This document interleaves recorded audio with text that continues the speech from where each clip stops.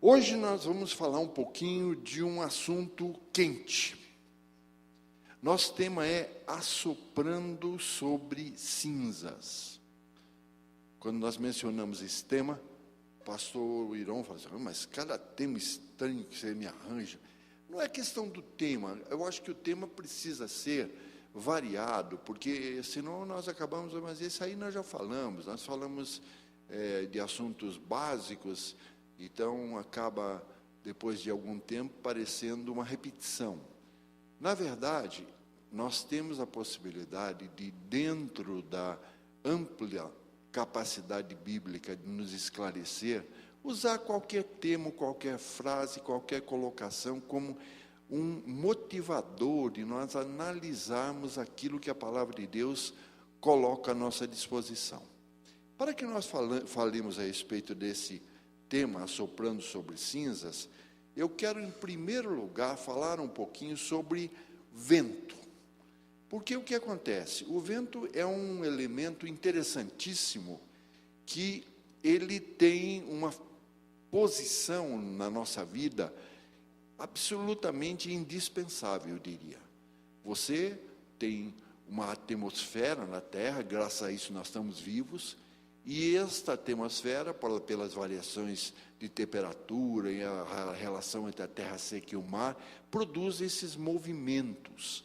E os ventos foram, durante séculos, o fundamento, a base de toda a grande estrutura de navegação, aquilo que permitiu, descobrir a América, descobrir o Brasil e tudo mais. Quando nós analisamos a palavra de Deus, ela destaca, ela traz à tona uma realidade. O vento está acima de um controle humano.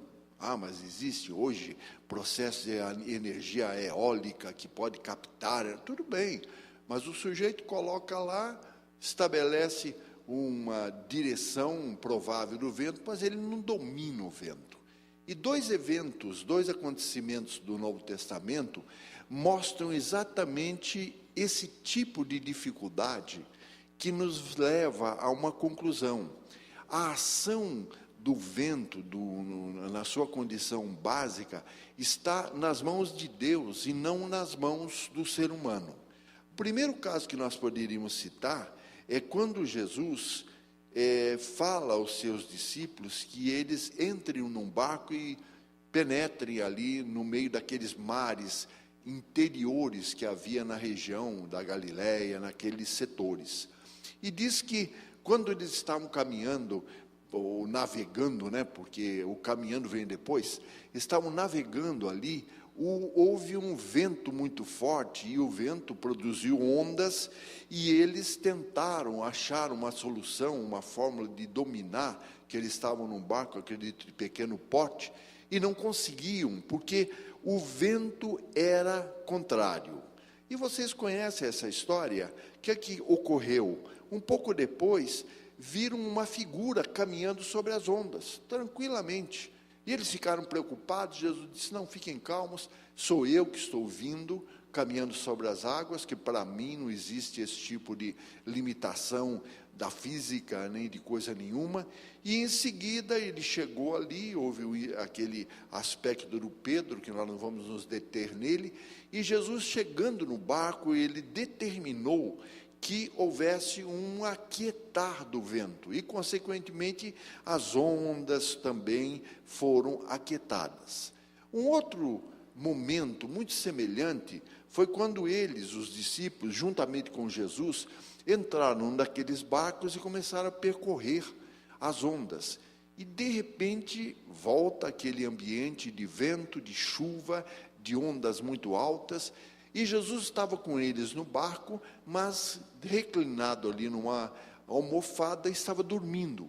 E os meninos ficaram muito preocupados. E esta é uma realidade na qual também nós teríamos aí a possibilidade de desenvolver toda uma ideia, não vamos fazê-lo agora, mas estando Jesus no barco, é como se eu dissesse, eu e Deus partilhamos de uma mesma coisa. Mas eles ficaram muito preocupados e viraram para Jesus, Jesus, acorda, o senhor não se importa que nós vamos morrer afogados? Uma coisa impossível, porque se Jesus estava ali e o plano de Deus não era que Jesus morresse afogado, isso nunca iria acontecer. Mas eles se assustaram. O que Jesus fez? Ele repreendeu o vento e automaticamente voltou a paz àquele local. Então nós notamos aqui uma coisa interessante, algumas poucas lições que a gente pode sintetizar. Em primeiro lugar, quando existe uma ação dessas, da natureza, da realidade que nos cerca, e um barquinho no meio do mar, ele está envolvido nisso, a nossa possibilidade de remar, de achar um controle, ela fica exaurida. Eu só tenho uma alternativa, é buscar a ação de Deus em meu favor. Jesus, ele se manifestou ali, tanto quando ele veio ao encontro dos meninos, quando ele estava dormindo no barco, de forma que nós temos a consciência de que Deus, sabendo da nossa realidade, nunca nos deixa sozinho. Mas Jesus, quando veio a acordar, ou quando ele chegou ao barco andando sobre as águas, ele não disse: vento, sai daqui, some vento. Ele manteve o vento, ele não eliminou o vento, porque são coisas naturais que fazem parte da realidade física do mundo que nós vivemos. No mundo tereis aflições, mas eu venci o mundo. Ou seja, ele chegou e mudou a posição do vento, e aquele vento que era contrário passou a ser um vento tranquilo, e eles ficaram em paz. E neste momento que eles ficaram em paz, diz a palavra que eles, lógico, já tinham contato anterior com Jesus, mas eles declararam: esse realmente é o Filho de Deus, porque até os elementos o obedecem. Mas se você voltar atrás, no Velho Testamento principalmente, você vai encontrar Deus usando o vento para fazer milagres. Quando nós falamos de milagres, via de regra, nós falamos de coisas benéficas para a nossa realidade pessoal. Um primeiro exemplo é aquele que foi muito difícil para os egípcios, porque eles estavam resistindo a Deus, mas foi benéfico ao povo de Israel. Diz a palavra que logo no começo, quando o rei negou a liberdade ao povo de Israel, que era escravo deles, Deus determinou a Moisés que estendesse a sua vara, e Deus fez vir um vento oriental, e este vento trouxe os gafanhotos que marcaram a primeira das pragas sobre os inimigos do povo de Israel. Outro momento é aquele que já mais adiantado, quando finalmente Israel é livre do Egito, e quando chegavam diante do Mar Vermelho, viram lá atrás, vindo as tropas do faraó, que novamente tinham a intenção de manter poder sobre eles. E diz a Bíblia que Moisés estendeu a sua vara, que era um símbolo da relação dele para com Deus, e veio um vento, e esse vento abriu o mar. É interessante, né? Porque é lógico que isso é uma coisa milagrosa, nunca ninguém ouviu falar, mas era um vento tão intenso que o mar se separou. Aí se pergunta, o cara que entrou ali estava num túnel de vento, devia ter ido para o espaço, mas era uma ação de Deus. Outro momento interessante foi quando Israel estava querendo alguma coisa extra nos seus alimentos. Nós até vamos voltar a falar disso. O que aconteceu? Diz a palavra que Deus mandou vir um vento, e esse vento trouxe codornizes, uns pássaros pequenos. Esses pássaros foram então recolhidos, havia uma quantia muito grande de israelitas, talvez 1 milhão de pessoas, e eles tiveram alimento durante muito tempo da carne, que era algo que eles estavam desejando. Mas a ação de Deus continua, mostrando algumas coisas interessantes na maneira que o vento se porta. Um caso é aquele quando o nosso amigo Elias, ele vai lá para um local separado, o Monte Horebe, e ali Deus vem falar com ele, e isso nos traz uma lição interessante, porque diz que antes que Deus conversasse com ele, várias coisas aconteceram, dentre elas um terremoto e um vento muito poderoso. Mas a Bíblia diz que Deus não estava no vento. E no final, vem uma voz suave e fala com Elias, e instrui Elias, e recupera Elias, que estava passando por uma crise. Isso mostra uma coisa interessante, que estes elementos, eles são instrumentos de Deus, mas Deus não é representável por nenhum deles, porque Deus é muito superior. E o caso final na relação de Deus com Elias foi quando ele ele é arrebatado por um redemoinho. A gente costuma dizer que o Elias subiu ao céu num carro de fogo. Com precisão, a Bíblia diz que um carro de fogo separou Elias de Eliseu e ele subiu ao céu num redemoinho. O redemoinho exatamente representa um tipo de movimento especial do vento. O segundo elemento que nós queremos falar é o fogo. Naturalmente, o fogo é algo que possui características interessantes, até positivas, e características meio de temor, de preocupação. Se você não tivesse algo criado por Deus com base no fogo, nenhum de nós estaria aqui no planeta Terra hoje. A Bíblia diz que, no início, lá na Gênesis, Deus começou a realizar a sua obra do universo.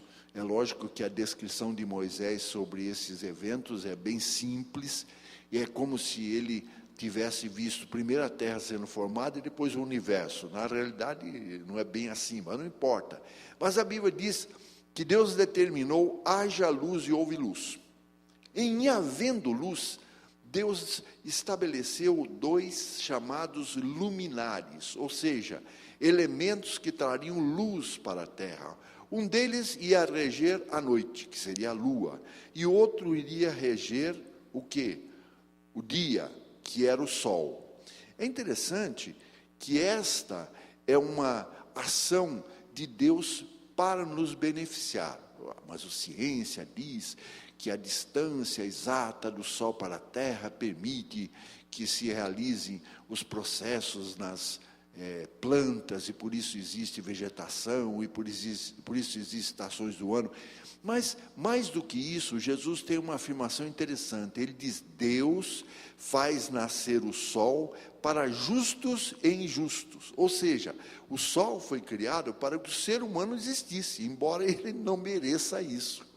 Agora, a palavra traz uma declaração bastante forte, lá em Abacuque, capítulo 12, que diz o seguinte: Deus, ele tem uma condição especial, e esse conceito é repetido em Hebreus, dizendo que Deus é um fogo consumidor. Bom, naturalmente, nós não estamos aqui tratando uma ideia de um Deus destruidor, um Deus que fica com raiva, se aborrece e toma medidas punitivas através do fogo. Ele quer dizer que Deus tem que ser entendido e aceito como aquele que tem o poder de realizar tudo, e enfrentar ou desafiar Deus representa um risco natural, um risco espontâneo, não é uma punição vingativa. Então, isso nos coloca diante de uma ideia do que seria o fogo, que possui múltiplas condições. Você nota Deus atuando de uma certa maneira, assim, digamos, destacada, quando ele se manifesta através de fogo. Mas essa não é a figura divina. Não. Como eu disse a vocês, Deus mandou um vento, mas não estava no vento. Deus pode usar o fogo, mas ele não é um fogo, ele não está no fogo. Um dos casos mais famosos que nós temos, novamente nos traz o Elias. A Bíblia fala que Elias foi tentar restaurar o nome de Deus ali dentro de Israel, e para isso ele enfrentou os 400 profetas de Baal. E a proposta dele foi a seguinte: olha, nós vamos colocar aqui um sacrifício, um holocausto, uma dedicação a Deus. eu vou dedicar ao meu Deus, e vocês são os profetas de Baal, ao Baal de vocês. E vocês vão fazer o seguinte, tem um detalhe, não pode riscar fósforo, nem tinha fósforo naquele tempo, o isqueiro também não pode. O método que eles tivessem lá, vocês não podem chegar e colocar fogo nesse sacrifício, porque aí que é a vantagem.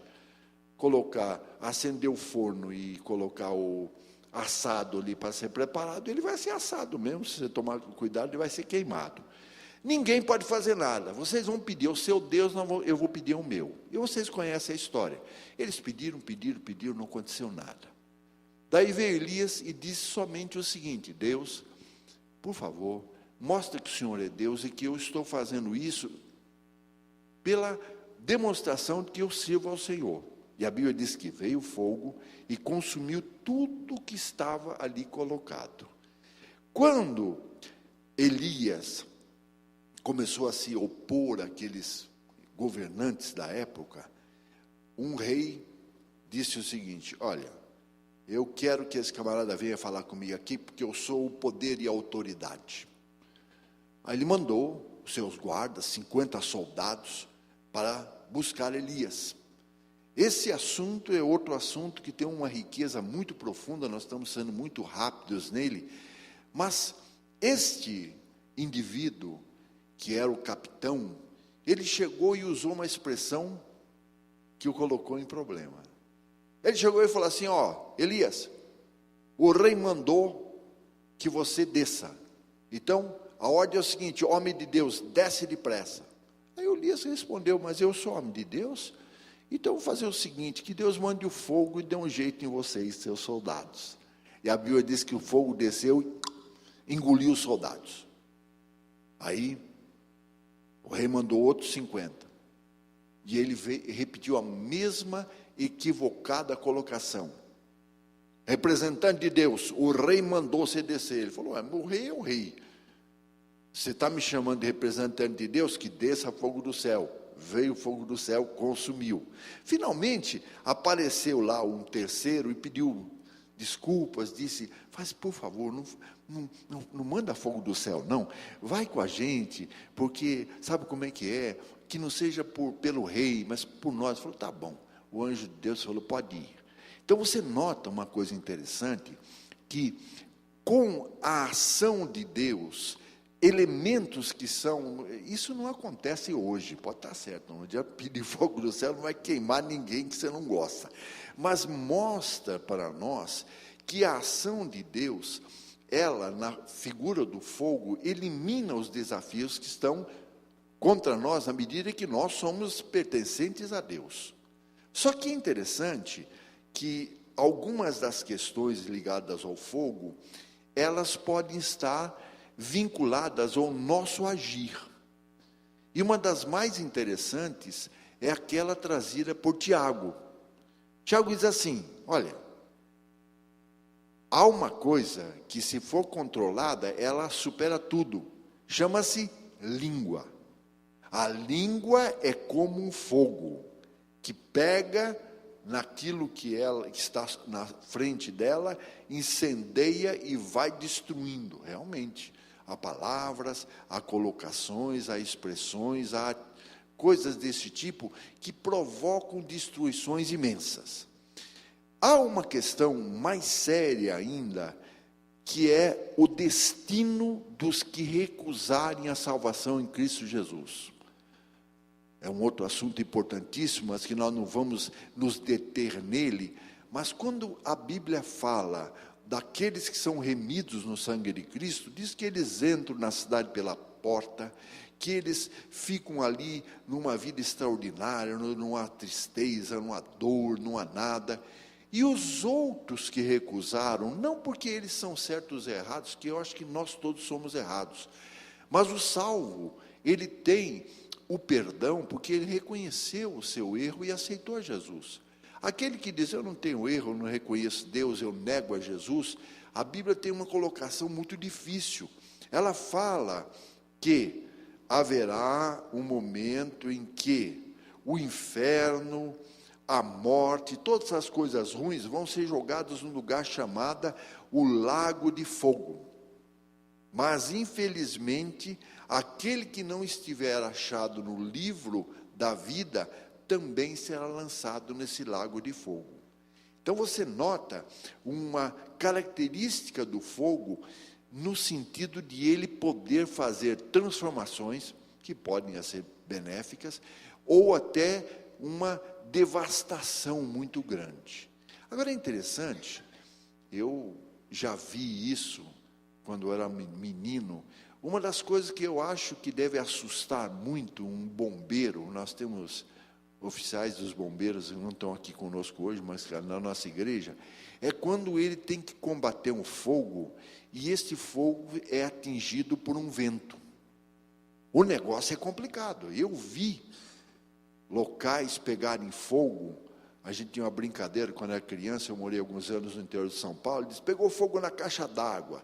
Lógico que não era caixa d'água, mas tinha uma tal da caixa d'água, que era o início de uma área florestal muito grande. Quando aquilo pegou fogo, havia eucaliptos, que tem uma resina, o vento vinha, um negócio assim terrível. Então, se o fogo puder atingir casas ou florestas, ele vai se movimentando e vai expandindo, vai criando uma destruição ainda maior.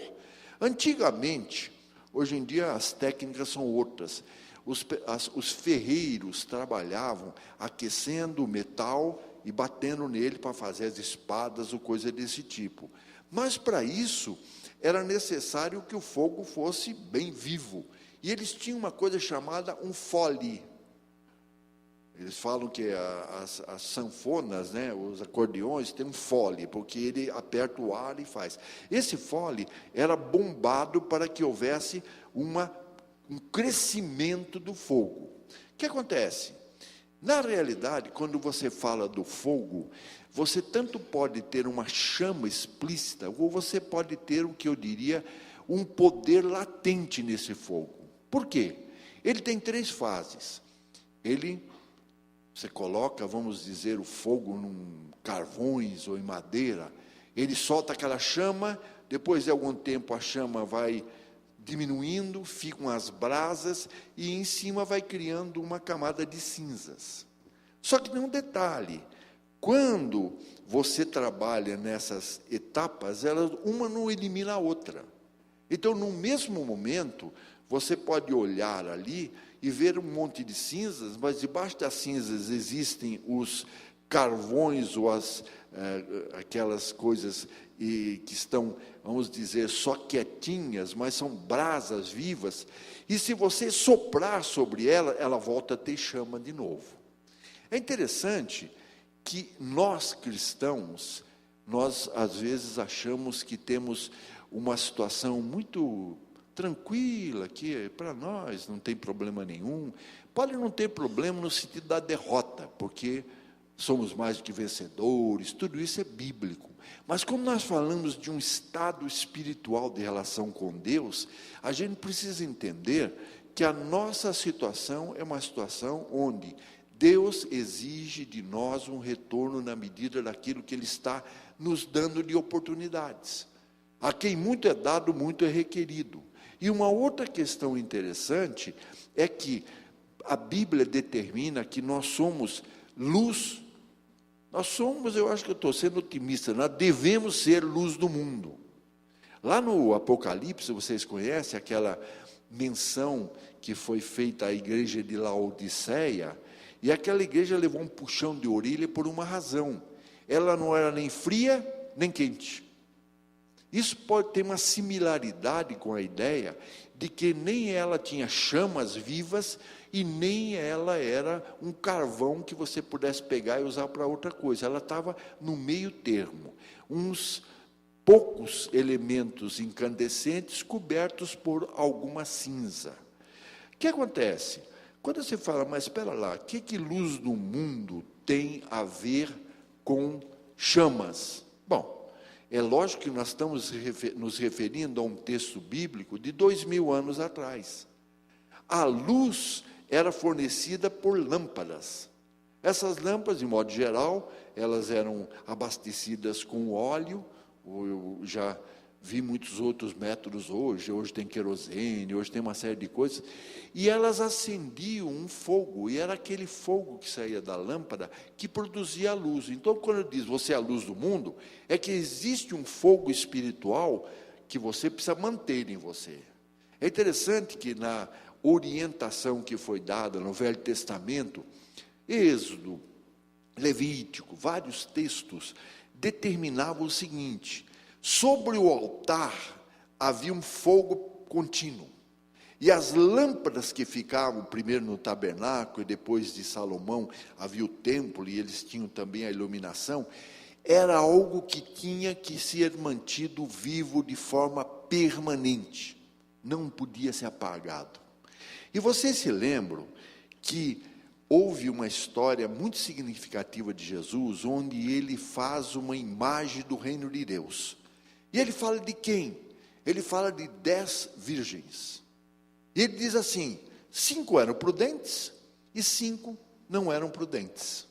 Ele chega a usar até um termo pesado, né? Eles eram insensatas, loucas. As sensatas não somente tinham as suas lâmpadas acesas, mas algum depósitozinho de azeite, de óleo, para poder reabastecer. E todas dormiram. De repente houve o sinal que o noivo estava chegando, que elas tinham sido convidadas, e as que estavam sem o azeite disseram: a minha lâmpada está apagando, eu preciso obter. E as outras disseram: lamento, você vai ter que ir comprar. E elas foram comprar. Por quê? Porque é impossível andar na escuridão do mundo sem algo que nos mostre o caminho. Esse óleo é um símbolo muito forte na palavra de Deus, da ação do Espírito Santo, que mantém viva a nossa chama. Aí elas foram, chegaram atrasadas, ficaram fora. Só por quê? Porque as suas lâmpadas, elas não estavam acesas. Eu falei a vocês de fogo e de vento. Então, a Bíblia diz que você é a luz do mundo, então tem que haver uma chama em você. Só que Jesus tem uma informação interessante que ele traz para Nicodemos e diz assim: aquele que é nascido de Deus, ou seja, o salvo, ele é igualzinho um vento, que ele sopra onde quer e ele é incontrolável. Agora, você imagine, eu precisando ter em mim uma chama, e ao mesmo tempo eu constituindo um vento, a coisa aí fica assim, vamos dizer, um tanto desafiadora. Naturalmente, o que nós vamos identificar é que esta chama, ou este soprar sobre as cinzas, tanto pode ser positivo como negativo. Agora, por um lado, isso é uma grande responsabilidade, mas por outro lado, isto representa uma grande bênção. Por quê? Veja bem, quando nós, vamos dizer, somos pessoas iluminadas pela palavra de Deus, Deus não nos deixa pura e simplesmente assim como pessoas que estão por conta própria. Não. Quando nós somos salvos e andamos com Deus, e aí é preciso ter em consciência que andar com Deus é alguma coisa que representa obedecer a palavra e a orientação do Espírito Santo, estando firmados numa vida de ação correta, nós não somos sujeitos a uma situação de derrota. Veja, Paulo diz assim: vocês não sejam meninos inconstantes e tenham cuidado para não serem levados por um vento de doutrina. Está o cara lá agindo muito bem, obedecendo a palavra de Deus, vem uma informação errônea, uma conversinha, ele se deixa levar por aquilo. A Bíblia diz que é um vento que vai produzir efeitos negativos. Ora, para que nós não sejamos atingidos por fogos negativos, a palavra tem uma promessa no Velho Testamento muito forte em Isaías 43. Quando você passar pelo fogo, ele não te queimará, e nem a chama arderá em ti. Ora, o que acontece?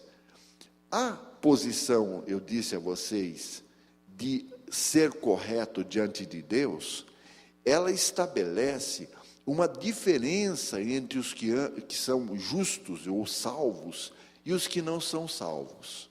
Por quê? Jesus diz assim: aquele que ouve as minhas palavras e cumpre, ele está afirmado sobre uma rocha. Aquele que ouve minhas palavras e não cumpre, está afirmado sobre uma base de areia. Daí ele diz o seguinte: essas são duas casas, e as duas vão sofrer a influência de tempestades e ventos. Aquela que está afirmada sobre a rocha, permanece. A que está afirmada sobre a areia, cai.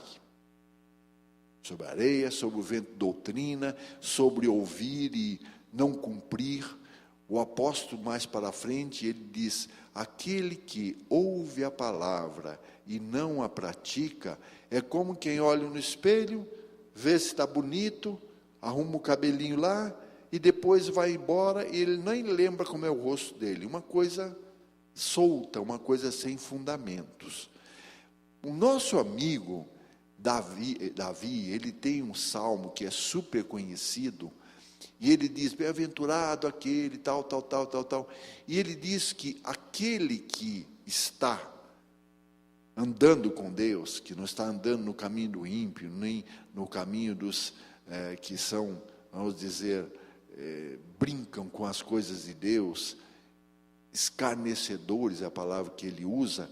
Essa pessoa é como uma árvore firmada junto a um rio, ou seja, ela está bem forte.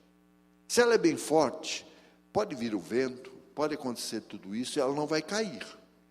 Mas o ímpio, o que não anda com Deus e ignora Deus e se afasta daquilo que lhe é recomendado por o seu próprio bem, é como a moinha, ou seja, um pó que o vento espalha. É o mesmo da cinza. Pega a cinza assim, joga para o ar, não deixa cair no teu olho, o negócio vai voar todinho. Você tem uma história de uns meninos que estavam num lugar completamente inadequado para eles. Sadraque, Mesaque, Abednego. Os nomes bem assim estranhos. E lá naquele lugar chamado Babilônia, houve uma ordem específica que dizia o seguinte: vocês terão que adorar uma estátua de ouro que o rei fabricou. Gente, eu diria que em termos espirituais isso é um vento daqueles, isso é uma tempestade. Porque o rei não era assim: vamos baixar uma lei aqui, se quem não cumprir vai pagar uma multa. Não, o negócio era sério. Porque o rei era um rei duríssimo, aquele povo da Babilônia era um povo cruel, e eles eram os meninos trazidos lá de Israel, basicamente escravos, embora uns escravos meio de luxo, e eles fizeram o quê?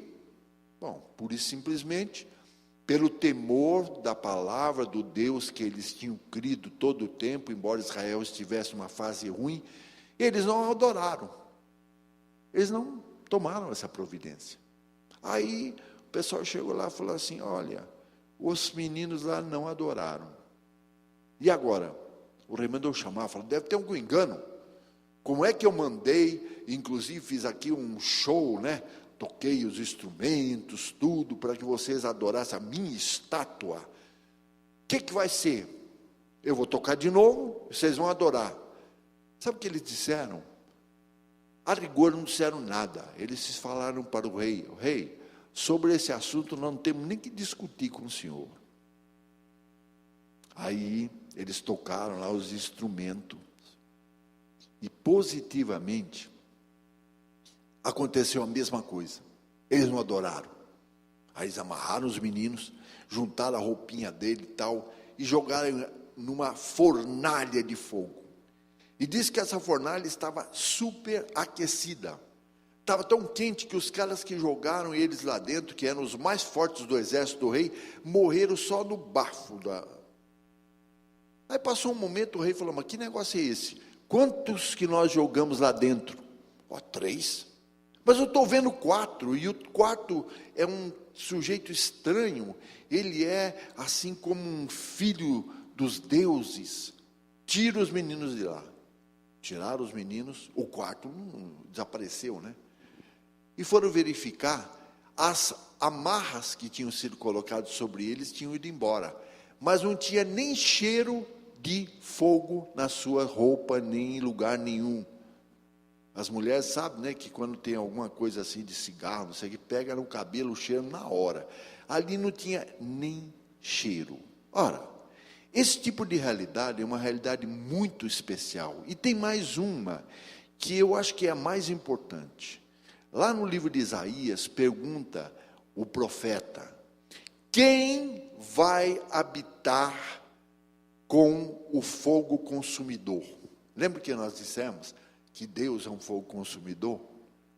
Agora você fala, eu vou chegar perto da chapa quente, eu vou pegar lá na chama? Não vou. Só que diz aqui o meu amigo Isaías, que aquele que anda corretamente, aquele que tem um interesse na obediência a Deus, uma série de características que são realmente semelhantes ao que nós encontramos no fruto do Espírito, agora já no Novo Testamento, esse vai habitar com o fogo consumidor, e os seus olhos verão o Rei na sua formosura. Ou seja, o salvo, ele tem uma situação de responsabilidade, mas ele tem um direito, um acesso, uma resposta muitíssimo importante.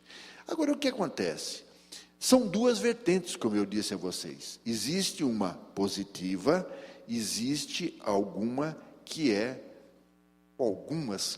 situações que são negativas. Se eu tomar a posição minha, pessoal, humana, terrena, eu vou assoprar essas brasas. Para quê? Para trazer de volta, para reacender um fogo de tristeza, de medo, de insegurança. Esse tipo de realidade, ela realmente é muito fácil de ser trazida. E nesse meio vem uma coisa chamada ira. E vem uma coisa chamada desejo de vingança. E esse conjunto é um conjunto que acaba fazendo o quê? É um fogo que está me queimando e me danificando. Então eu mesmo vou assoprar essas brasas para trazer de volta sentimentos e coisas negativas que estão aparentemente quietas lá. Infelizmente, nós temos essa habilidade, né? Essa habilidade de ficar guardando lá no fundo da cabeça alguma coisa que não sei quando, não sei quem fez para conosco. Mas veja como é que a palavra trata isso. Em primeiro lugar, a ira é um sentimento que existe. E a gente pode ver que a palavra de Deus costuma usar a expressão acender a ira, ardor da ira, tipo de um fogo, né? Só que o Paulo, ele diz para nós o seguinte: tudo bem, a ira pode acontecer, mas ela dura um dia e no dia seguinte ela acabou. Não pode passar uma noite e você acordar com a mesma ira, não. Segundo lugar, muitas vezes nesse soprar nós começamos a lembrar de pecados, de erros que aconteceram no passado. Só que tem um detalhe, isto eu tenho visto e tenho contactado com pessoas que ficam ali reacendendo o eu que cometeu não sei quando. Só que a Bíblia diz que se nós confessarmos nossos pecados, Ele é fiel e justo para nos perdoar dos pecados. Por que eu estou soprando no pecado passado? Deus diz, eu apago as suas transgressões. Apaga mesmo.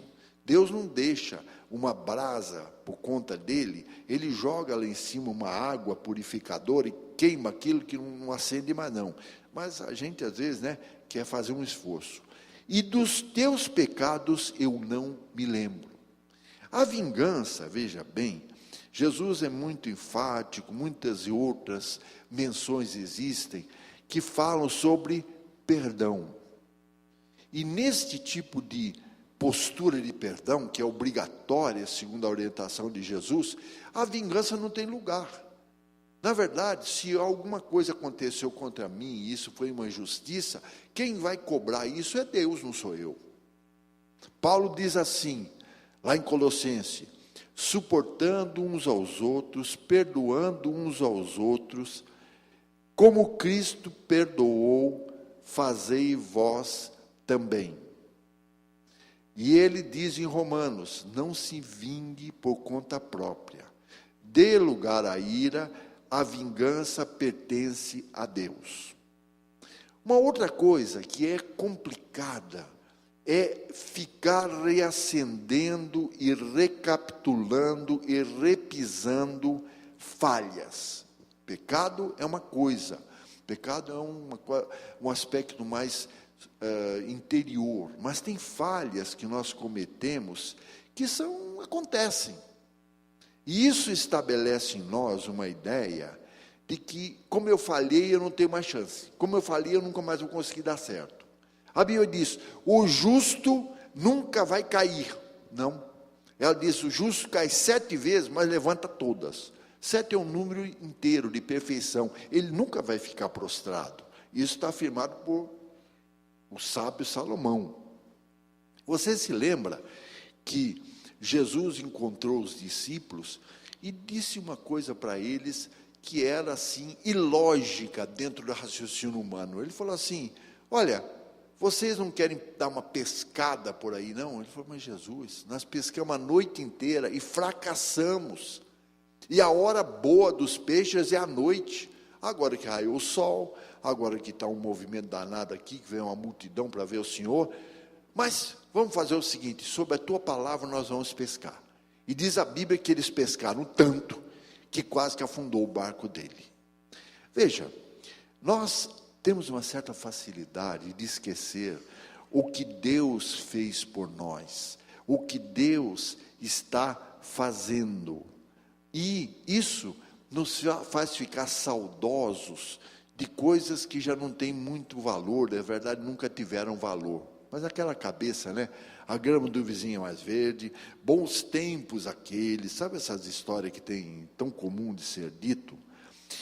O meu amigo Davi, ele tem um salmo onde ele insiste, vocês vão encontrar na apostila só um pedacinho dele, do Salmo 103, mas ele diz: bendize a minha alma ao Senhor e não te esqueças de nenhum dos benefícios que Ele já fez por nós. Paulo, ele diz assim: olha, eu não acho que eu consegui obter o resultado. Eu acho que Paulo tinha um grande mérito. Paulo fez muita coisa. Ele diz: eu esqueço das coisas que para trás fico e olho para as que estão diante de mim, prosseguindo para o alvo da suprema vocação de Deus em Cristo Jesus. Quando nós desencavamos sentimentos negativos, nós temos um efeito paralelo que é, de certa forma, duvidar de Deus e colocar, sei lá, as pessoas e as circunstâncias como mais poderosas e mais importantes. É muito comum, sabe? Ih, rapaz, eu já passei por isso, lá vem aquele problema. E nós criamos uma similaridade. E desde o Velho Testamento, Deus puxou a orelha de Israel por causa desse tipo de coisa. Ele disse: quem é você que esqueça de mim, que consola, que te protege, que sempre te protegeu, e fica aí preocupado com um homem mortal que vai se tornar feno? Novamente vem aquela fagulha, vem aquele elemento muito parecido com a cinza. Se nós pudermos resumir essa posição que Deus nos coloca, nós descobrimos uma coisa interessante. Jesus foi muito categórico: eu não faço remendos, porque o remendo acaba rasgando no mesmo lugar onde foi consertado. Eu estou propondo uma coisa completamente nova. Isso é confirmado nas palavras de Paulo, que diz: se alguém está em Cristo, nova criatura é, as coisas velhas passaram e tudo se fez novo. Ou seja, não há razão para eu ficar soprando cinza de coisas que são antigas. Agora, pense bem, isso não é difícil de verificar mesmo no exemplo bíblico, que há uma tendência nesse sentido. Você veja, o povo de Israel, ele tinha visto coisas fantásticas. Deus tinha tirado aquele povo de uma escravidão no Egito de mais de 400 anos.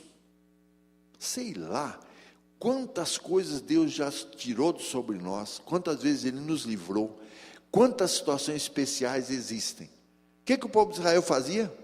E a água está pouca, e a comida não está boa. E quando Deus mandou o maná, eles tiveram a audácia de chamar o maná de pão vil. Em palavras atuais, era um pão muito ruinzinho, pão vagabundo. E eles lembravam, sabe do quê? Eles lembravam de coisas que havia no Egito, tipo melão, alho porró, cebola e alho. Misericórdia. Eles tinham uma visão tão forte ligado ao conceito de escravos, de ficar assoprando o passado, que quando eles chegaram frente a frente com a terra prometida, eles disseram, não dá para a gente entrar, tem gigante. E desistiram e não entraram. Veja bem, nos dias de hoje, o nosso amigo Paulo diz, muitos estão chegando até a tomar a ceia celebrando Jesus Cristo, mas não entendem do que eles estão fazendo, por isso eles são fracos, doentes e dormem. Veja, nós não podemos pretender que nós vamos soprar a cinza correta. Toda vez que eu sopro a cinza, eu acabo reacendendo aquilo que não está de bom em mim. Eu tenho que deixar que Deus sopre a cinza. Qual foi o primeiro movimento de Deus ao nosso respeito? E Deus fez um homem do pó da terra e soprou nele o seu espírito, e aí você existiu. Jesus, quando fala aos seus discípulos sobre a missão, sobre aquilo que havia de vir, ele diz, a palavra diz, e soprou sobre eles e disse, recebam o Espírito Santo. Ou seja, é o mesmo homem sendo criado, mas não o homem de barro, mas a nova criatura. É por isso que Paulo, ele faz um incentivo muito grande para que você supere a condição de ficar lembrando de que fulano te fez mal, que ontem você fez errado, porque eu sei que não vai dar certo, e pense naquilo que é o sopro de Deus. Eu sempre me lembro de Davi, ele chegou ali na frente de batalha, todo mundo com medo do Golias, e ele falou, eu vou lutar. Mas como que você vai lutar, cara? Você não sabe nada disso. Ele falou, matei leão, matei urso, mato gigante. Só por quê? Porque Deus é que tinha lhe dado essa resposta, não era ele. Paulo diz assim, desperta tu que dormes e levanta-te dentre os mortos e Deus te revivificará, levantará. Uma coisa que a Bíblia traz com muita ênfase foi a posição que no Apocalipse foi encontrada uma daquelas 7 igrejas, onde ela era uma igreja muito da boa. Só tinha um detalhe, você fez esquecer o seu primeiro amor. Se arrepende, porque senão eu venho te puxar a orelha. Queridos, quando a pessoa aceita Cristo, é uma maravilha, eu nunca vi coisa tão boa. Depois de algum tempo, mas eu estou cansado, eu não estou interessado em orar, buscar Deus, ler Bíblia, frequentar a igreja, porque já estou cansado e etc e tal. Veja bem, há um texto em Abacuque que diz, aviva, Senhor, a tua obra no meio dos anos. E o salmista diz, cria, Deus, em mim um coração puro e renova em mim um espírito reto. Meu tempo já está terminado, eu só queria trazer a vocês uma imagem muito interessante que tem no Velho Testamento, vocês vão ver o texto e o comentário, de um momento em que o profeta é levado a um local péssimo, seco, horrível, totalmente sem vida, e lá estão o quê? lá estão milhares, sei lá, milhões de ossos, super seco. Ele estava praticamente cinza de tão seco. Daí Deus pergunta assim: meu servo, dá para a gente reviver isso? E o profeta deu uma resposta certa. Ele disse: o Senhor é que sabe. Aí ele disse: profetiza sobre esses ossos. Profetizar é a palavra de Deus, ou seja, o mesmo sopro de Deus. E ele profetizou, e os ossos se juntaram, e sobre eles apareceram os nervos, e a carne e a pele. Só faltava uma coisa: eles não tinham vida ainda. Ele disse: profetiza de novo. Profetizou e diz que ele se tornou, aquele grupo de ossos, se tornou um grande exército. E esse exército, agora ele era objeto de uma série de promessas. Promessa de união do povo de Israel, de liberdade, de pertencer a um reino, de santidade de vida, uma nova relação com Deus, e uma imagem que era muito forte em relação a os outros que viam, porque aquilo que era praticamente cinza tinha tomado vida de novo. Agora, é possível viabilizar essa ação do sopro de Deus que apaga o sopro negativo da nossa parte? Bom, isso é muito orientado na palavra. Vários apóstolos orientaram isso. Por exemplo, quando o autor de Hebreus fala a respeito da nossa vida, ele diz assim: livre-se de todo embaraço. Se você encher de cinza um lugar todo brilhante, a cinza vai ficar opaco e vai desaparecer. E diz: livre-se do pecado também e avance na carreira que Deus propôs para você. E Paulo diz assim: não se conforme com esse mundo, mas se renove pelo culto diário, racional, diante de Deus, transformando-se e aproveitando toda a boa e agradável vontade de Deus. E você tem na Bíblia um exemplo que bastaria para a nossa meditação. Um menino chamado José está frente a frente com seus irmãos. Esses irmãos tinham lançado ele num buraco, depois vendido e esquecido dele. Gente, pare para pensar, esse negócio foi terrível.